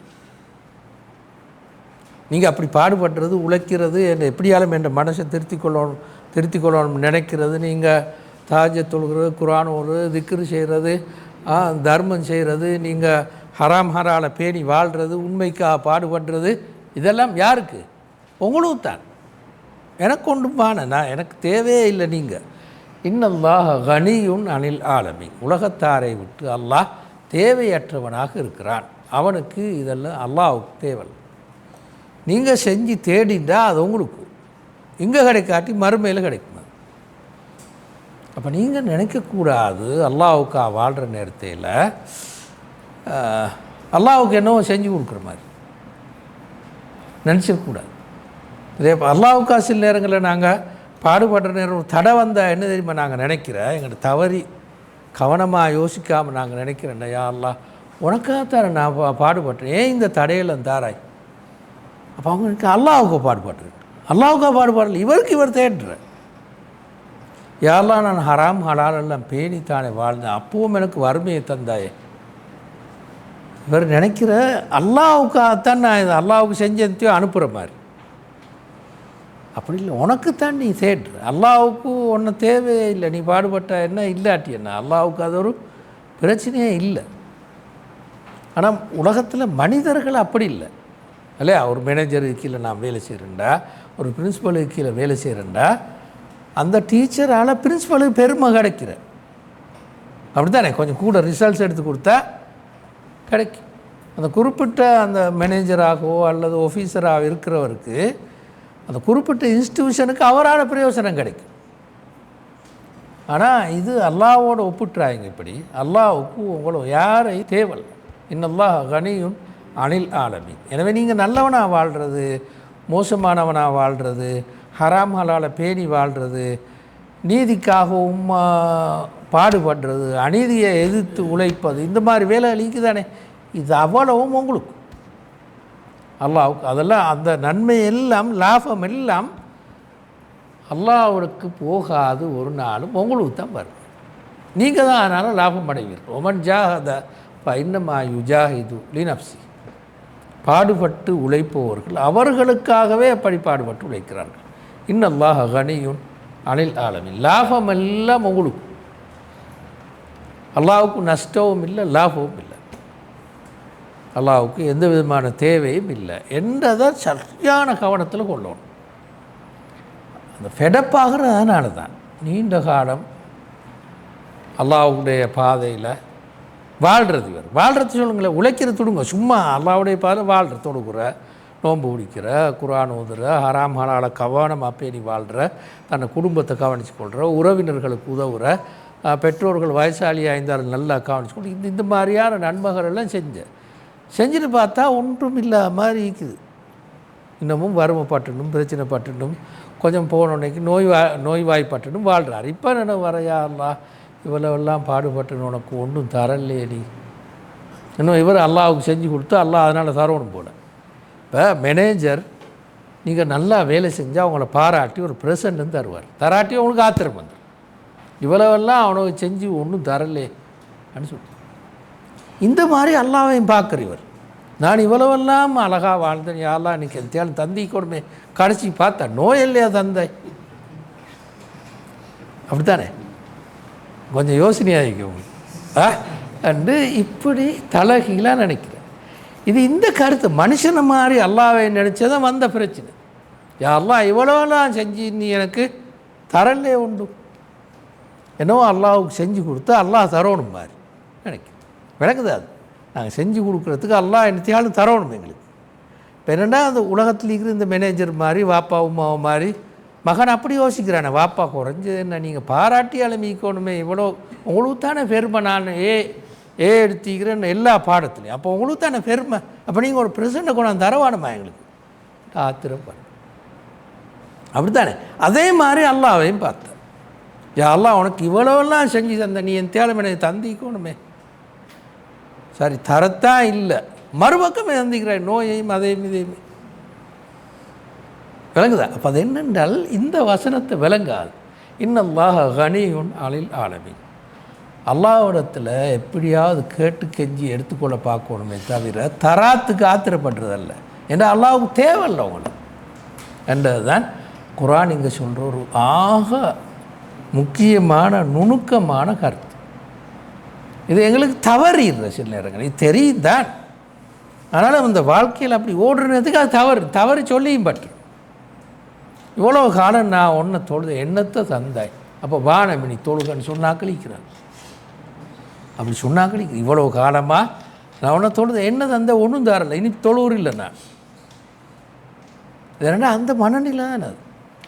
அல்லாஹ்வையும் தண்ட மேனேஜர் மாதிரி வாப்பு மாதிரி நினச்ச விளைவு தான் அது. அதுதான் இங்கே சொன்ன இன்னல்லாஹ் கனியுன் அனில் ஆலமீன். சரி கவனமாக வச்சுக்கொள்ளணும், இல்லைன்னே இருந்தால் நாங்கள் பார்க்கணும். கவனமாக இந்த கருத்தை நாங்கள் விளைவிக்கிறோம். சரி, அடுத்த வசனம் சொல்லுதோ எப்படி நாங்கள் அல்லாவை பார்க்கணும் ஏண்டா இது பாருங்க, அல்லாஹ் என்ன தருவான் இது பாருங்க. இந்த ஆயத்தை அழகாக சொல்லு.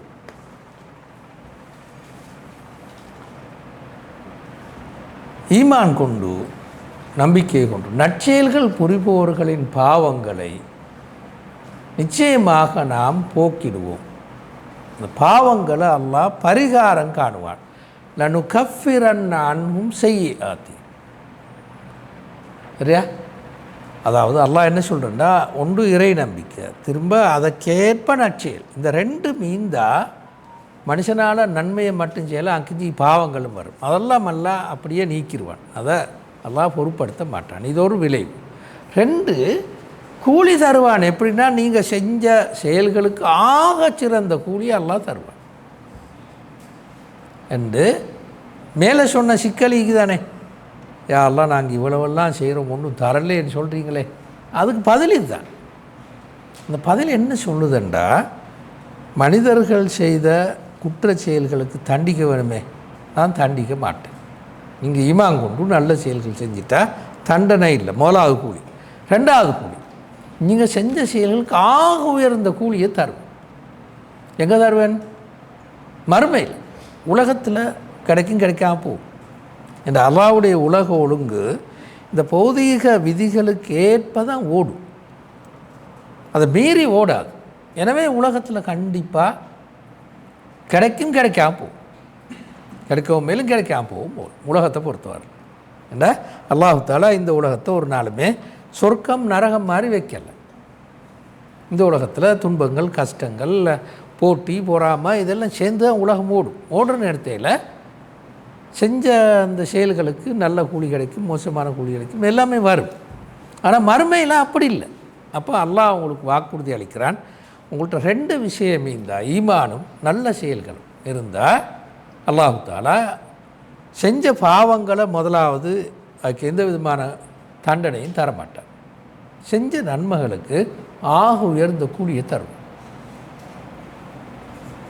அப்போ இந்த இன்னல்லாஹ் கனியுன் அனில் ஆலமீன், அல்லாஹ்வுக்கு மனிதர்களோட தேவை ஒன்றுமே கிடையாது. நீங்கள் செய்கிறது உங்களுக்கு இந்த கருத்தே தான், நீங்கள் செய்கிறது உங்களுக்கு தான் என்றதில் கருத்து இதுதான். இங்கே சொன்னது தான் அது கருத்து. அல்லாஹ்வுக்கு ஒன்றும் இல்லை, அல்லாஹ்வுக்கு எந்த லாபமும் நீங்கள் சம்பாதிச்சு கொடுக்குறதில்ல. ஆனால் அல்லாஹ் தஆலா உங்களுக்கு எல்லா விதமான கூலியையும் தருவான். ஆனால் நீங்கள் இதை உலகமண்ட சின்ன வட்டத்துக்குள்ளாலேருந்து எதிர்பார்க்கக்கூடாது. அங்கே தான் நாங்கள் தவறுட்டோம். உலகத்தில் இது நடக்காமல் போகிற நேரம் தான் நாங்கள் தவறுட்டோம் என்றது தான் இந்த ஆயத்தை சொல்லும். இப்போ அடுத்த ஆயத்தை என்ன செய்யுதுண்டா, இது ஒரு ஒரு உதாரணத்தோடு விளங்கப்படுத்துது. இது பாருங்க,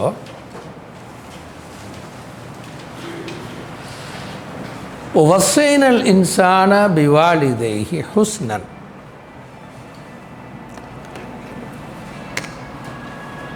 இப்போ உலகத்தில் மேலே சொன்ன கருத்துக்கு நாங்கள் வந்தால், நற்செயல்களுக்கு அல்லாஹ் தஆலா மிகச்சிறந்த கூலியை கொடுக்குறான். பாவங்கள் செஞ்சால் அதை அல்லாஹ் தஆலா மன்னித்து விடுக்கிறான், அதை நீக்கி விடுறான், பாவங்களை நீக்கி விடுறான். இப்போ அடுத்த வசனம் என்ன சொல்லுதுண்டா, பெற்றோர்கள் தீமை செய்வதற்கு நிர்பந்தித்தாலும் நீ செய்யக்கூடாது. சிறுக்கு வைக்க பெற்றோர்கள் நிர்பந்தித்தாலும் நீ அவங்களுக்கு கட்டுப்படக்கூடாது. அந்த நன்மை செய்கிறதிலேயே நீ நிலைத்திருக்கணும் என்ற கருத்தை தான் இங்கே சொல்ல வந்தேன். ஆனால் குர்ஆன் அதை வேறொரு மெத்தடில் சொல்லியிருக்கு. இப்போ உதாரணத்துக்கு இந்த துண்டு விட்டுருங்களே,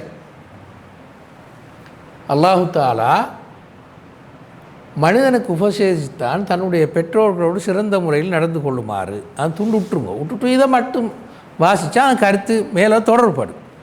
வஇன் ஜாஹதாக்க அலா அன் துஷ்ரிக்க பி மா லைஸ லக பிஹி இல்ம். ஷிர்க் வைக்குமாறு உன்னுடைய பெற்றோர்கள் தாயின் தந்தையை நிர்பந்தித்தாலும் நீ அதுக்கு கட்டுப்படாதே. மேலே சொன்னதை தான் அது விளங்கப்படுத்துகிற. அதாவது நல்ல ஈமான் கொண்டு நற்செயல்கள் செய்தவர்களுடைய பாவங்களை அல்லாஹ் மன்னித்து கொடுக்குறான், அவங்களோட செயல்களுக்கு மிக உயர்ந்த கூலியை கொடுக்குறான். இப்போ இதான் அல்லாஹ் விளங்கப்படுத்தின எப்படின்னா, பெற்றோர்கள், உனக்கு பெற்றோர்கள் இருக்கிறாங்க, அதை விளங்கப்படுத்துறது சொல்கிறது. பெற்றோர்கள் இருக்கிறாங்க, அவங்க இப்போ உன்னை தீமை செய்யுமாறு நிர்பந்திக்கிறாங்க, அதாவது சிறுக்கு செய்யுமாறு நிர்பந்திக்கிறாங்க. இப்போ நீ அதுக்கு கூட கட்டுப்படக்கூடாது. அப்படி இருந்தால்தான் நீ உண்மையில் இந்த அல்லாஹ் கட்டுப்பாட்டான்னு கருத்தாகும். அல்லாஹ்விடத்தில் திரும்பி வர வேணும் அந்த கருத்தை நீ விளங்கி வாழ்கிறாயின்னு அப்போ தான் அது பாரு. அல்லாஹ் தஆலா மறுமையில் திரும்பி வந்ததுக்கு பிறகு செஞ்ச நற்செயல்கள் எல்லாவற்றையும் அல்லது தீமை செஞ்ச எல்லாவற்றையும் அல்லாஹ் தஆலா உனக்கு அறிவிப்பான், அறிவித்து அதுக்கான கூலிகளை கொடுப்பான் என்றது விளங்கும். அப்போ தான் அதை விளங்கி உலகத்தில் தாய் தந்தையர்களுக்கும் நீ சிறுக்கு வைக்க சொன்னால் கட்டுப்படக்கூடாது. மேலே சொன்ன அந்த ஈமான் கொள்றதுக்கும் நற்செயலுக்கும் சேர்த்து சொன்ன கருத்து தான் இது. இன்னும் கொஞ்சம் தெளிவாக்குவோமே இதை. உங்களுக்கு தெரியுமாய்க்கும் இதோட சம்பந்தப்பட்ட சம்பவம் தெரியுமா? இந்த சாத் இப்னு அபி வக்காஸ் என்ற சஹாபி, இவர் அவரை சின்ன வயசுல ஈமான் கொண்டார். 18 வயசு, சின்ன புள்ள. 18 வயசுண்டா அட்வான்ஸ் லெவல் ஃபஸ்ட் இயரா? அந்த நேரத்தில் ஈமான் கொண்டார்.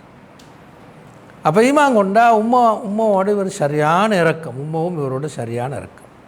உம்மா சொன்னால், நீ திரும்பி வராட்டி நான் செத்து போவேன், சாப்பிடவும் மாட்டேன், குடிக்கவும் மாட்டேன், அப்படியே வெயிலில் போய் உட்காந்துட்டு அப்படியே செத்து போயிடும். இவருக்கு பெரிய சங்கடமாக போயிட்டு, உம்மாவும் போய் உட்காந்துட்டான் வெளியில். அப்போ பெரிய சங்கடமாக போயிட்டு என்ன செய்கிறேன்னு சொல்லி. ஏனெண்டா உங்களுக்கு தெரியும், மனிதனுக்கு ஆக நெருக்கமான ஆட்கள் தாய் தந்தை. அப்போ அவங்களோட இந்த எல்லா மனிதர்களும் கண்ணியத்தோடையும் இரக்கத்தோடையும் தான் பழகுறது. இது ஒரு மிச்சம் இயல்பான விஷயம். அப்போ உம்மக்கும் வாப்பக்கும் தீங்கு செய்கிறத மனிதர்களில் 98% ஆட்கள் விரும்புறதில்லை. அது ஒரு 2% கொஞ்சம் அங்கிஞ்சி குழப்பமாக இருக்கும். உம்மாவும் வாப்பவுமே நீ தீமை செய்து நிர்பந்திச்சோன்னா மீறுறது உன் கஷ்டம். அடுத்தாக்களை தட்டி விட்டு போயிடலாம். உம்மாவும் வாப்பையும் மீறுறது சரியான. அதான் நீங்கள் அல்லாஹ் மேலே சொன்ன நற்செயலுக்கு உதாரணம் சொன்னால் அதுதான். இப்போ சாத் இப்னு அபி வக்காஸ் ரசூலுல்லாஹ்ட்ட வந்தாங்க, வந்து சொன்னாங்க, என்ன செய்கிறது இப்போ உம்மாவே இப்போ என்ன செய்கிறது? அப்போ ரசூலுல்லாஹ் அப்போ தான் இந்த ஆயத்தை இருந்துச்சு.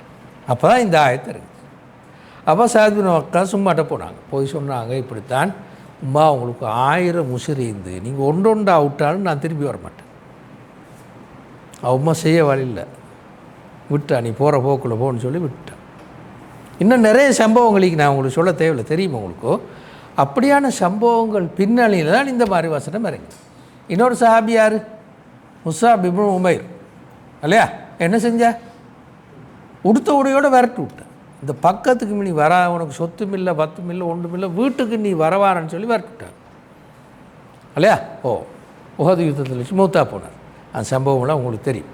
இப்போ இந்த மாதிரியான ஒரு சிக்கலோண்டு மக்கள் இந்த உறவினர்களோடு தான் குழப்பம். இந்த ஈமாங்கொள்ற எப்படின்னா, குடும்பத்திலேருந்து ஒரு ஆள் வெளியில் வார, எல்லாரும் எதிர். இந்த சூழல் தான் மக்கள் இது. அப்போ இந்த சூழலில் தான் சாத் இப்னு அபி வக்காஸ் மாதிரி நிறைய சஹாபாக்களுக்கு இந்த பிரச்சனை. இந்த வாப்பா என்ன செய்கிறது, உம்மாவை என்ன செய்கிறது, இந்த ஆக்களோடு எப்படி மோதிக்கொள்ள இயலாத உறவே அது, மோதிக்கொள்ள இயலாத உறவு. அப்போ என்ன செய்கிறது என்று இவருக்கு மட்டுமல்ல, இன்னும் பல சஹாபிகளுக்கு இந்த சிக்கல் இது. அப்போ அல்லாஹ் அதை உதாரணமாக எடுத்து சொன்ன முன்னுக்குள்ளே பாதிக்கு.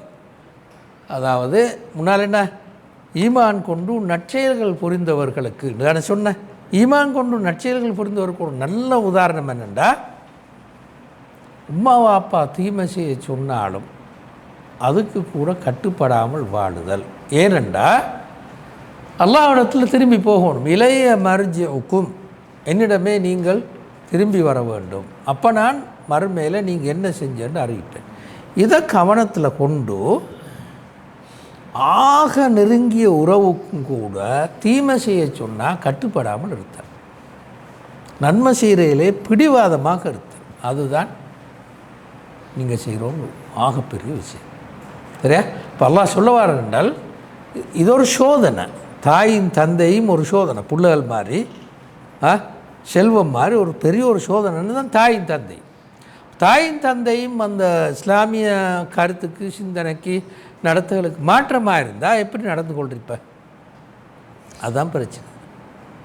அதுக்கு தானே அப்போவும் நீங்கள் கட்டுப்படக்கூடாது என்று அல்லாஹ் சொல்லிட்டு சொல்கிற நேரம் சொன்னோரும் அப்படி மட்டும் சொன்னால் வேறு விஷயம். இந்த பாருங்க, இப்போ இந்த துண்டிக்கு தானே தாயும் தந்தையும் உன்னை சிறுக்கு வைக்க நிர்பந்தித்தால் நீ கட்டுப்படாதே என்றது முன்னாள் வசனத்தோடு நெருங்கி வரும்.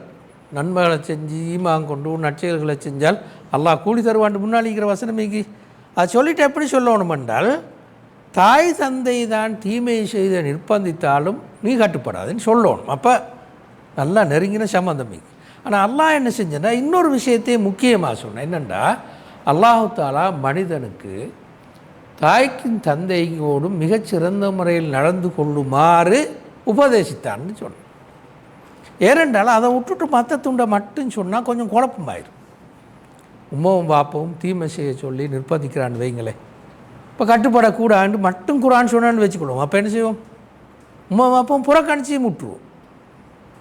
அம்மா இது போகிறோம் நான் வீட்டுக்கே வரமாட்டேன், முகத்தில் முழிக்கவும் மாட்டேன்னு போயிடுது. அப்படி செய்யக்கூடாதுன்னு சொல்லணும்.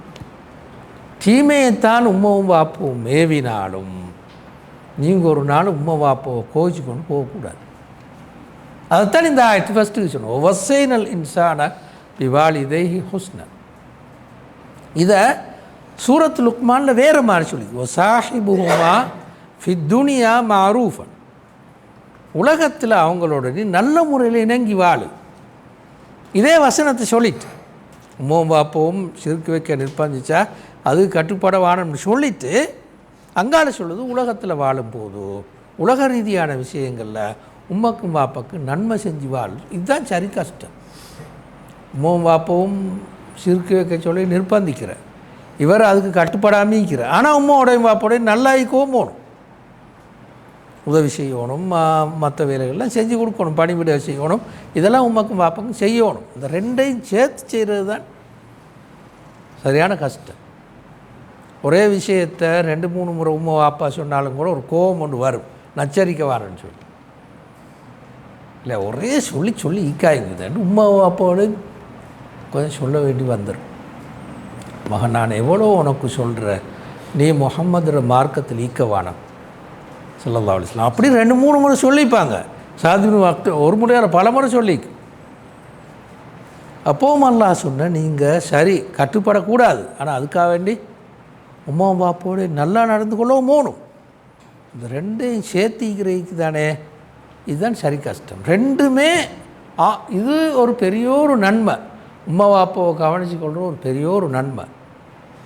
அதே நேரத்தில் அவங்களுக்கு கட்டுப்படவும் கூடாது, தீமையே வினா இல்லையா? அண்டு இந்த ஆயத்து சொல்லு.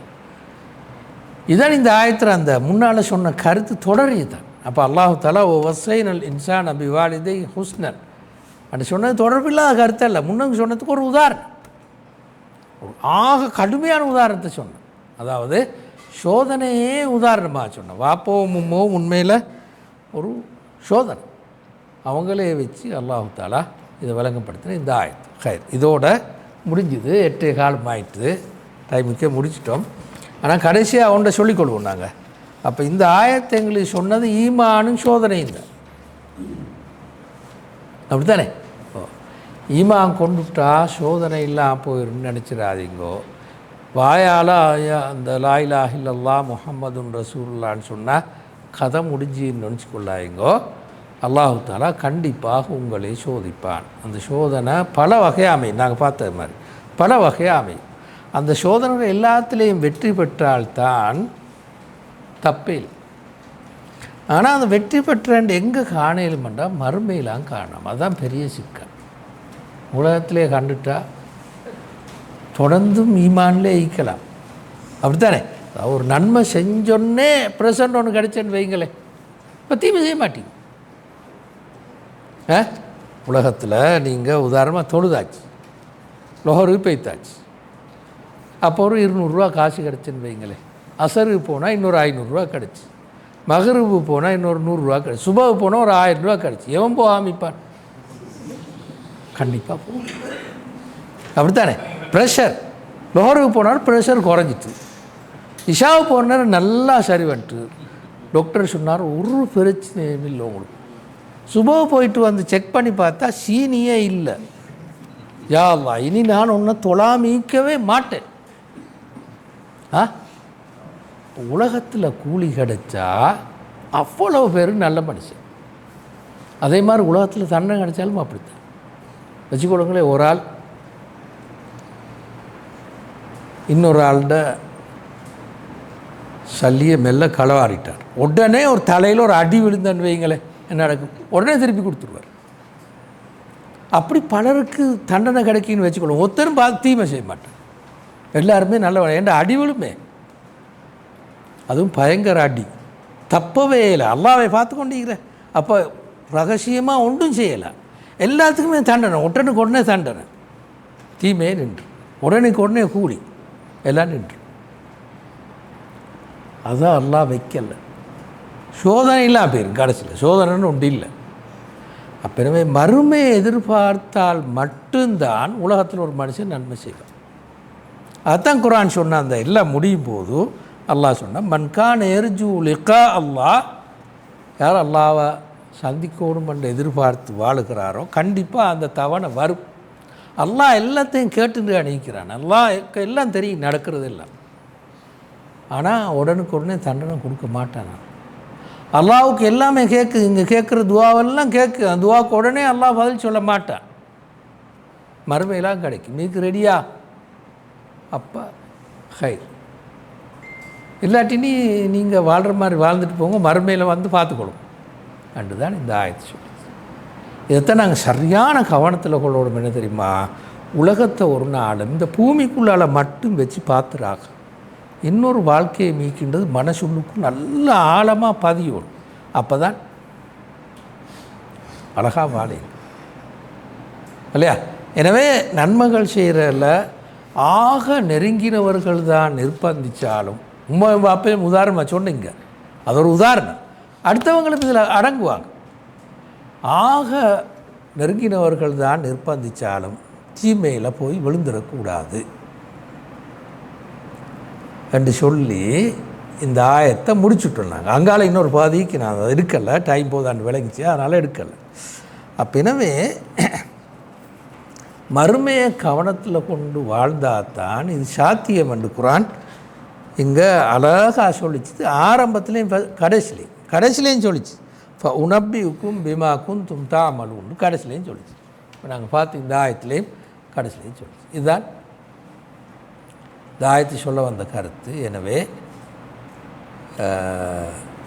வெற்றி தோல்வி, சோதனையில் வெற்றி பெறுதல் தோல்வி அடைதல் எல்லாம் உலகத்தோடு மட்டும் நிற்கிறல் இல்லை என்று வச்சு கொண்டாதான் கண்டிப்பாக அல்லாஹ்விடத்தில் அல்லாஹ் சொல்கிற மாதிரி நற்செயல்களோடு ஈமானோடு வாழுவது சாத்தியம் என்று இந்த ஆயத்துகள் எங்களுக்கு சொல்லுது. உலக வாழ்க்கை என்பது சோதனை மட்டுமல்ல, அந்த இபுத்திலா மட்டுமல்ல, சோதனை என்ற சொல் மட்டுமல்ல, அது ஒரு பயிற்றுவித்தல், புடம் போடுதல், கொள்கையை விட்டு நகர்ந்து விடுகிறானா என்று பார்த்தல், அதுதான் ஃபித்னா என்று சொல். அதான் ஒஹும் லா யுஃப்தனுன்னு சொன்னால் அதுதான். சரிங்க, நான் உங்களை சோதிக்கிறேன்னு சொல்ல, ஈமான் கொண்டது பிறகு மனிதர்களுக்கு தான் சோதனை. அதானே ஆயத்து, அல்லது ஹலக்கல் மௌத்தவல் ஹயாத்தல் இபுலுவுக்கும் ஐயுக்கும் அஹ்சனு அமல, மனிதர்களுக்கு, அது மனிதர்களுக்கு பொதுவாக. ஈமான் கொண்டவனுக்கு என்ன, ஈமான் கொண்டவனுக்கு ஃபித்னா. விளங்குதா? இப்போ இங்கே தான் கவனத்தில் கொள்ளணும். மோமினுக்கு ஃபித்னா, மனிதனுக்கு இன்சான், மனிதனுக்கு இபுத்திலா. ரெண்டும் விளங்குதா? இது மனிதர்கள் சோதிக்கப்படுகிறார்கள், சோதனை உண்டிக்கு மனிதர் உலக கவர்ச்சியில் தப்பி அல்லாஹ்வை நாம் ஏற்றுக்கொண்டு வாழும். ஏற்றுக்கொண்டு வாழ்ந்தால் ஃபித்னா வரும், ஏற்றுக்கொண்டு வாழ போகிறார். இப்போ உலக கவர்ச்சிகளுக்கு உட்படாமல் உலகத்தில் கிடைக்கிற தண்டனைகள் சிக்கல்கள் இருந்தாலும் கூட கொள்கையை விட்டு பெறலாமல் வாழ்கிற சோதனை ஈமானுக்கு. அதுதான் ஈமானுக்கு ஃபித்னா. மூமினுக்கு ஃபித்னா, மனுஷனுக்கு இபுத்திலா, சோதனை. அது சொன்னது ஆயத்து சொன்னால் அதான் இந்த ரெண்டு சொல்லையும் நீங்கள் பார்க்கலும் குரானில். மனிதனுக்கு பாவிக்கிற நேரமெல்லாம் இந்த இபுத்திலாண்ட சொற்பிரியோக தான் குரான் கூட பாவிச்சிருக்கு. மோமினுக்கு பாவிக்கிற ரெண்டு சொல்லையும் பாவிச்சிருக்கு. இபுத்திலாண்ட சொல்லையும் பாவித்திருக்குது, திரும்ப ஃபித்னாண்ட சொல்லையும் பாவிச்சிருக்கு. ஓ நபுலூக்கும் பில் ஹைரி ஓ ஷர்ரி ஃபித்னான்னு ஒரு ஆயத்து இருக்குது. எங்கே வாரண்டு எனக்கு மறந்துட்டு, சரியா? நன்மையை உங்களுக்கு தந்தும் தீங்குகளை தந்தும் அல்லாஹ் வழிபிறல்றாண்டு பாதிப்பது, வழிபிறல்கிறானா என்று பார்ப்பதற்கு சோதிப்பான் என்று பாய்ச்சது. ரெண்டு சொல்லையும் போட்டு நபுலூக்கும் உங்களை நாம் சோதிப்போம். அந்த இபுத்திலாண்ட சொல் பில் ஹைரி ஓ ஷர்ரி ஃபித்னா வர ஃபித்னாண்ட சொல். ஃபித்னாண்ட அங்கே என்ன கருத்து? வழிபிறலாம் ஈக்கிறான்னு பார்க்குறதுக்கு சோதனையை தருவோம்.